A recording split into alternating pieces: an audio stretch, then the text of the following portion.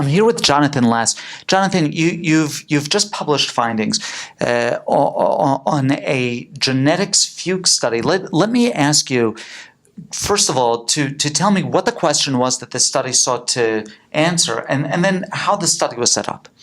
Well, I just was part of a symposium, and there have been tremendous changes going on in Fuchs dystrophy in understanding the pathogenesis, the genetic factors, and obviously tremendous changes going on in surgery, surgical management. So the Academy at Cornea Day yesterday put on a tremendous symposium kind of covering all those areas. So my job was to discuss some of the other factors that are involved in Fuchs development that had not been examined. Our primary interest was studying the genetics of Fuchs dystrophy. There have been reports for the early onset disease of COL8A2, a study by Gotch and others, for this relatively rare form of Fuchs dystrophy that occurs as a dominant type of disease and with the equal predominance of male and female. Those are in the 30s, but the majority of Fuchs dystrophy, the adult onset, occurs primarily in women, Caucasian women. So that's the area, the group that we were trying to study, which affects the majority of the Western world here, United States, Europe, etc.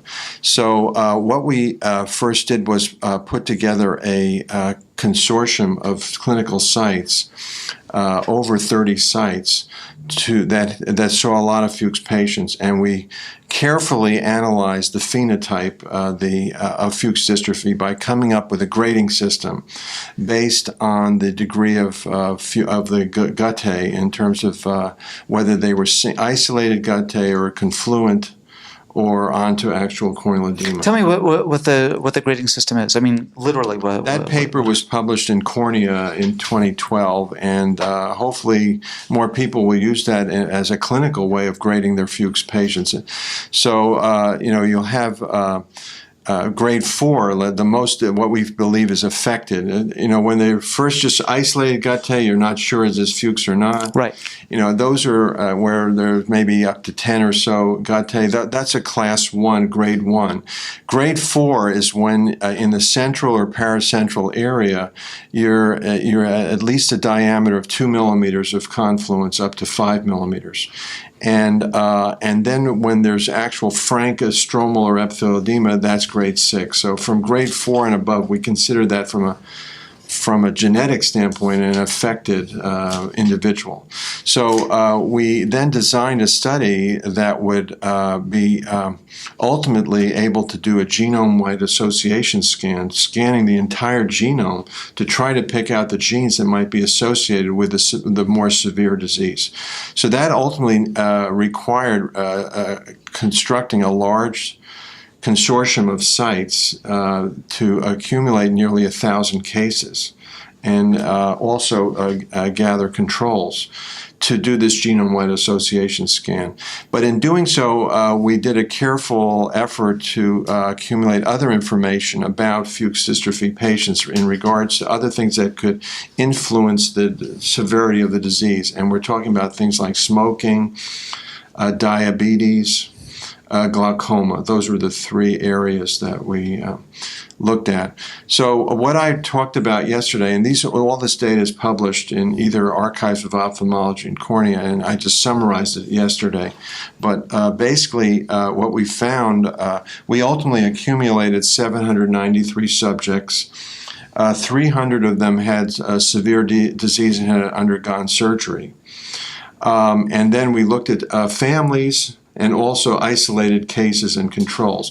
And with that data together, there's a way of calculating whether a disease entity is heritable. And we determined that Fuchs dystrophy is heritable, first of all. So it's not just purely an isolated environmentally induced thing. It is inherited based on that. So that's the first thing we showed. And we also showed that corneal thickness, we also measured corneal thickness, that corneal thickness also was heritable and actually more strongly than the Fuchs dystrophy.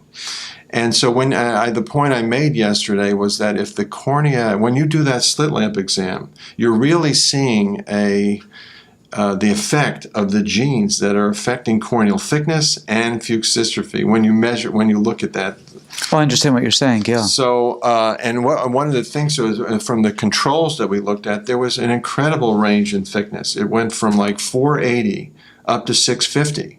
So you're seeing in normal corneas, no gotada, look perfect, that range of thickness. And that tells you there are genes governing that thickness. So the point I made, first of all, we subsequently did an analysis of thickness and its relationship to Fuchs and showed, and this is sort of the dictum is that we learned as fellows, was that the cornea only swells at its most severe form of Gauté. We found that it was a more linear increase in thickness over the various grades. That's interesting. So, I advocated that we should be doing serial measurements of corneal thickness as the best way of monitoring progression.